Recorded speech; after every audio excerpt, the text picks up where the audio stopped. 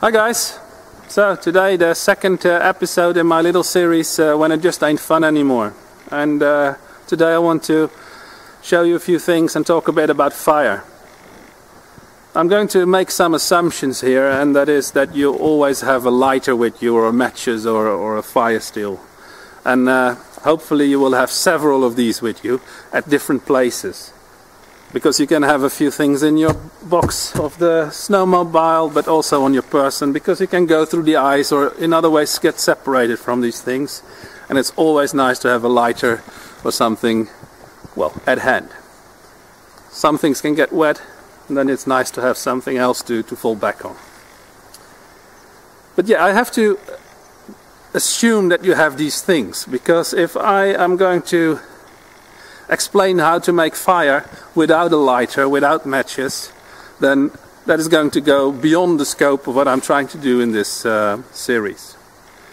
This series is targeted for the situation that people go out, maybe rent a snowmobile and get lost or get stranded because of technical failures. And usually these people do not have a lot of experience with bushcraft survival. So that's not the idea here. The idea is that I instruct you now to bring a lighter. You have to have a lighter or matches with you.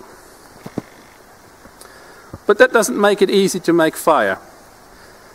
So in the perfect world you also have other stuff with you, like you put a little plastic bag in here with some dry wood, small bits that you can light, some kindling, some tinder, so that you very fast can make a fire. I have a film, I think it's called Safety First, where I show you a little pack that I have with me when I do courses. And that would be an excellent thing to have with you on the snowmobile. Because usually when you need fire, you need it pretty fast. You need it now, basically. And to have a little plastic bag with you with some dry stuff helps tremendously. But for now I'm going to assume that you don't.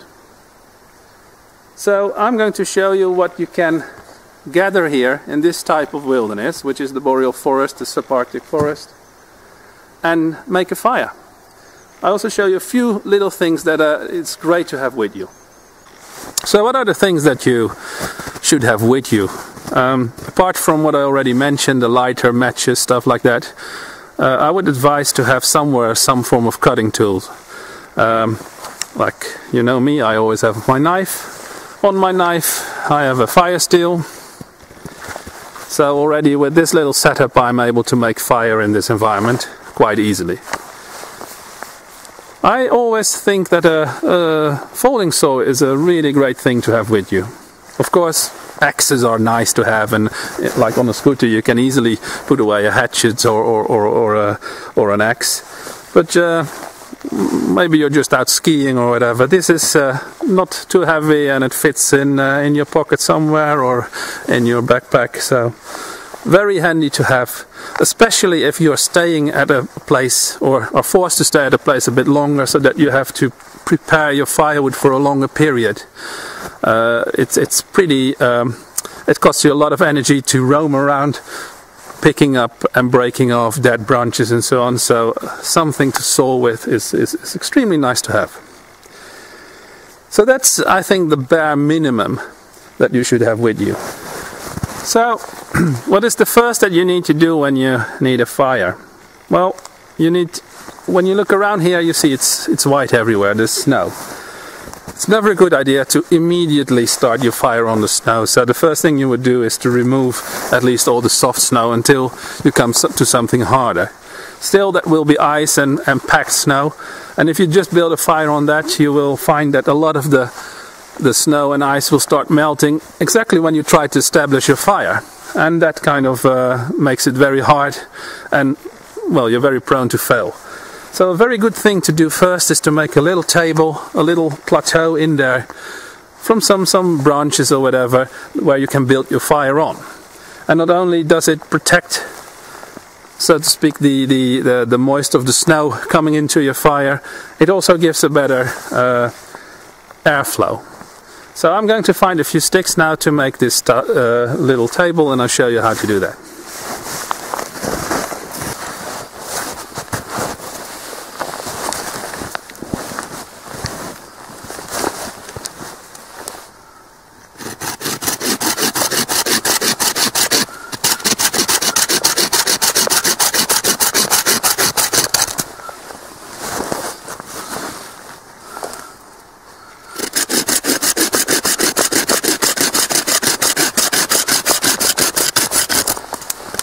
Now you've seen me sawing these things, but I can show you what to do if you do not have a saw.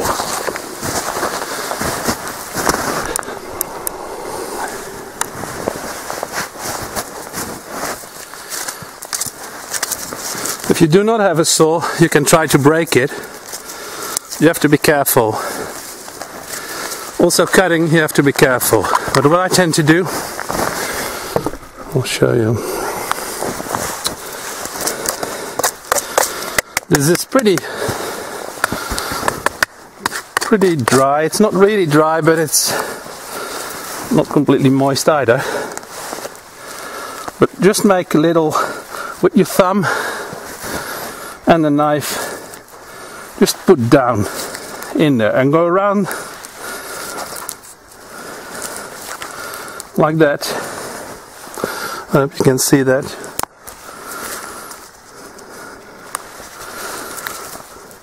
And then after a while you'll be go around. Then you can take it from the other side. Like that. Like that.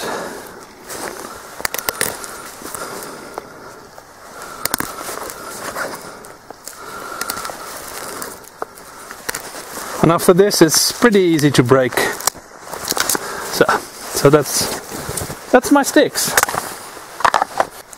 That will do nicely. And this is only to make the fire. This is the little place that you can put your tinder on and the kindling and so on. It doesn't matter so much when the fire gets bigger. So the first thing you will be needing to create your fire is a kindling, and that's something that is quite readily available in boreal forest because there's a lot of pine trees and spruce. In this area with the river there's a lot of spruce. So if you look at this tree here, you see always at the bottom of the trunks you have quite often dead branches, and very thin branches as well. And that's the stuff that you can use to start your fire with, to have as the first kindling that you put on the flames. Now, looking at this, you should just check if it's not too humid, too moist. If it breaks, like this does, this is perfectly okay. This is also the right thickness. You see that is really thin, and you should have a bunch of this to start with. Then you go on and have slightly thicker as well. Also you have to take into account that when you do this for training like I'm doing now, do not come very close to the trunk. Don't break off a branch right at the trunk with a spruce tree. Spruce is pretty sensitive to that. Always keep at least 10 centimeters from the trunk. Pine is less sensitive to that, but it's a good practice not to break them off at the trunk, because it just creates damages to the tree. Otherwise, to use these dead things, that doesn't harm the tree in any way. So this is all perfectly okay. And there are two kinds of tinder readily available in these kinds of environments, and that is birch bark and oldman's beard. I'm looking around a bit here and I'm not seeing so many oldman's beard. There is a little bit there. I will get a few of these bits, but I will show you how to get some birch bark.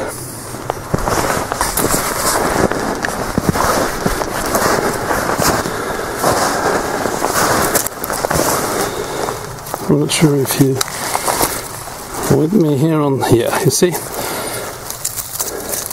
like this, all this dry stuff here, that's great tinder. Just pick it from the trunk. I'm sorry, it's really hard to see here. Just pick this. Don't start cutting into the tree, especially not when you're training this. If you pluck away these dry bits, you will not harm the tree. This doesn't harm the tree at all. And by the way, this trunk is dead anyway, so you can do whatever you want. But with living trees, there's quite often these very loose bits. And those loose bits, they come off really easy, and you don't need to knife to start cutting off a bit of the bark. The tree will take no damage if you just pluck away the loose bits. And this is great stuff. Birch bark has a lot of oil in there, and it will burn hot and quite long, and it will be enough to dry out other kinds of kindling.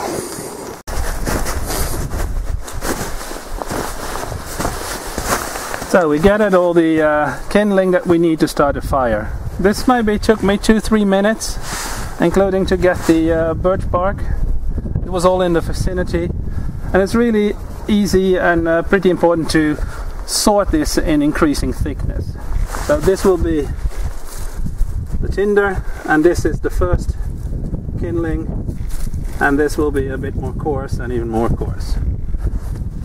And that will get your fire going, and that will take only a few minutes to gather. So let's try and do that.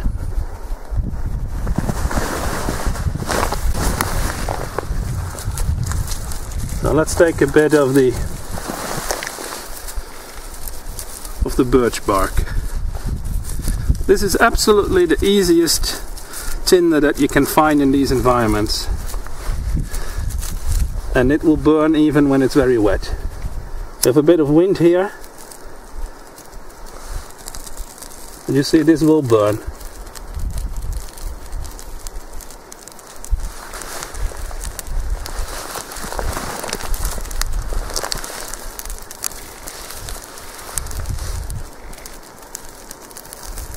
And because of the little table, the little bed, it won't immediately be doused by the moisture of the snow. So once your kindling is burning like this, you can take, of the tinder, you can take the very thin kindling. And it is a bit moist, so it's nice to kind of dry it out above the flames. See? And then when there's enough air there, just put it on.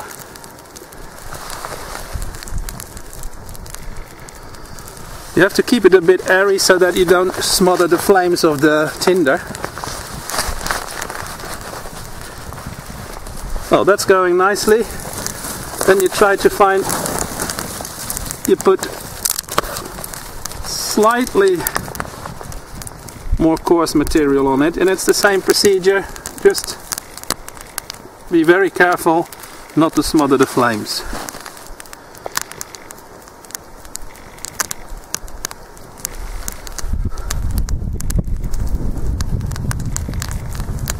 And now actually the wind is helping it quite nicely. So how this works is that the birch bark has quite a lot of energy. It has enough energy to dry out the small kindling that we have, because it did break, but it was still a bit moist. There is moist in there.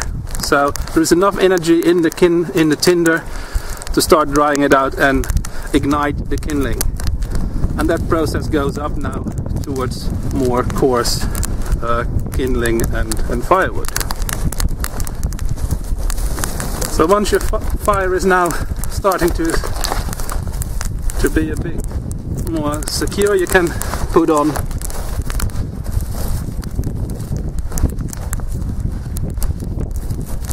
more coarse wood.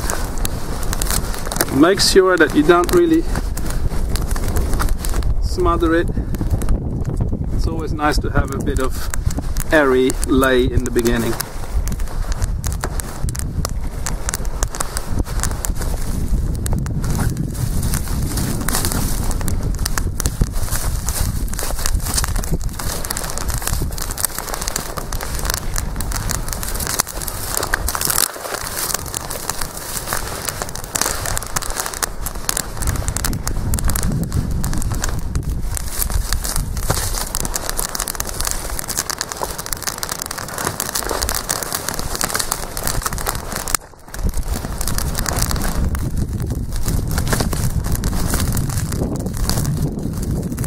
Once it looks well established, you can put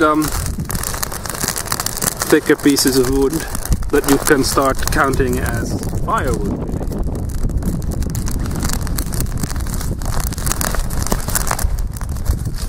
And These thicker pieces, they are more moist, so they will need quite a bit of heat to dry them out. But that heat is now being generated.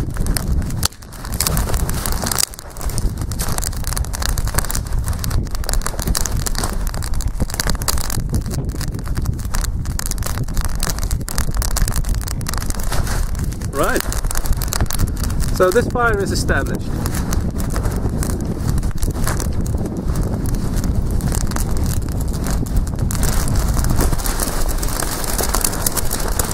And this is the type of fire that you make in with very, very little effort. It doesn't take a lot of work.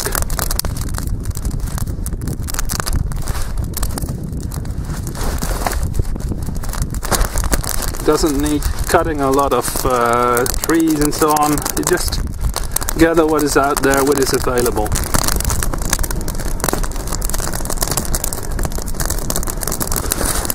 It's really warm here now, which is the whole idea. So,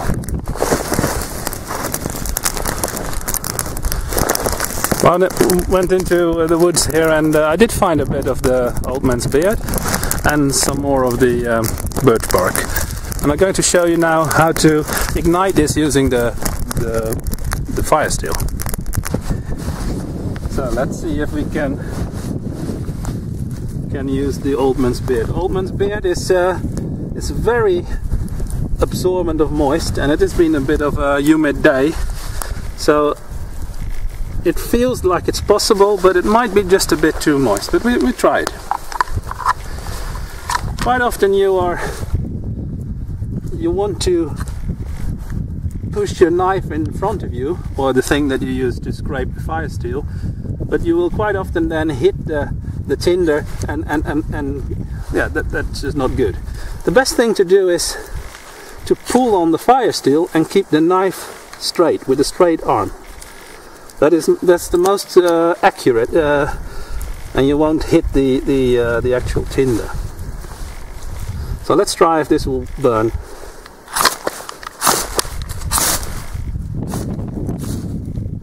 Yeah, you see there is flame. It's just a little bit. You see?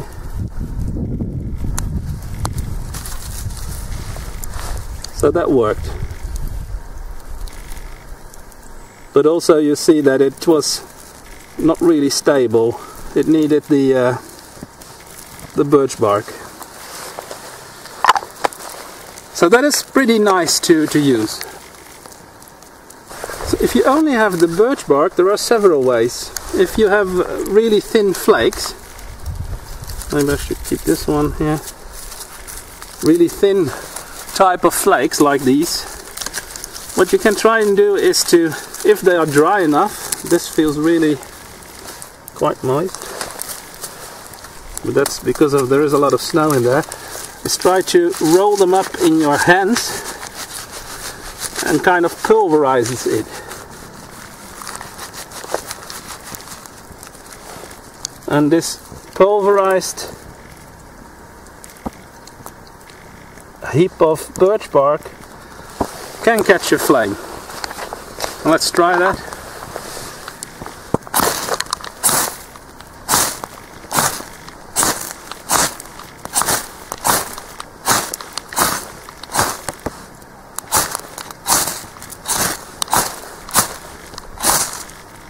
Is too moist. Ah, there you have it. It was pretty hard because it was pretty moist anyway. Nothing in this is instant. Sometimes you have luck, and sometimes you have to do it a lot of times. So the whole idea is to really create a lot of surface area, and that is by pulverizing it basically. Okay, to make the use of a fire steel very, very efficient and easy, I was going to show you something that I call cotton balls, and I think most people call them that. You see, they're very sticky. These are just normal cotton balls, but they are smeared in with Vaseline. So they are completely covered with Vaseline, and the Vaseline is the fuel. Because normally these ones will ignite really fast, but they will burn out really fast as well. So if you cover them with a bit of Vaseline, they will burn quite a bit longer. Long enough for you to dry out some small twigs and to ignite your kindling basically. So this can be used instead of birch bark, and it's much more fail-safe. You don't need the same kind of expertise and training to get it working. So to demonstrate how this works, you take it and you break it open, because the outside is covered with Vaseline, but the inside is not. So then you reveal the dry inside that is not covered with Vaseline. And that will take, I hope, yeah, I'll put it here. That will take a spark really easily. And this stuff will take a spark really easily. You see, there it is, already burning. And it is the Vaseline that is burning now. And then you can use the birch bark or the small twigs to get this burning. So that is absolutely fail-safe way of making the fire. And the only thing you have to do is spend a few minutes at home taking these small cotton balls and covering them in Vaseline and putting them in a little jar and having them with you.